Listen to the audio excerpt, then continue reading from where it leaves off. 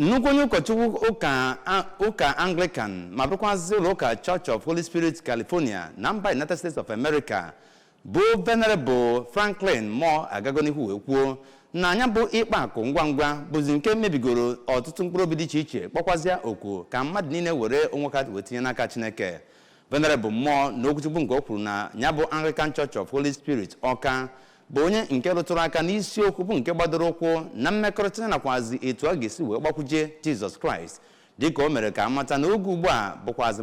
oge mmadụ niile nwere iji wee bịakwute Kraịst nso mee ka ha na Chukwu nwee ọgbụgba ndụ ma bụrụkwazị nke ga-enyere aka n'ụzọ pụrụ iche imeju ya bụ nkwa bụ nke o kwere n'ebe ha nọ. Onye nta aka na okperechi bụ Chinelo Ọnwụzulike ga-ewetara anyị akụkọ.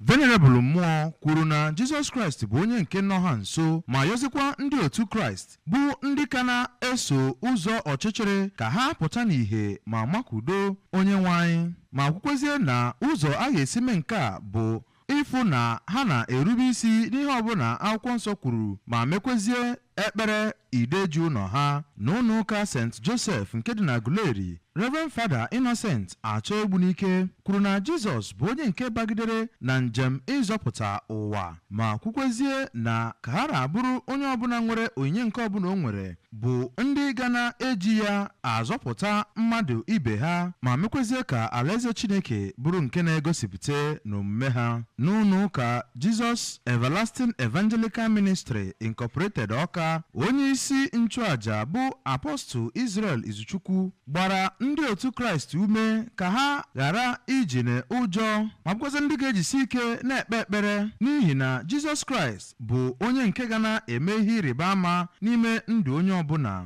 ugbu a.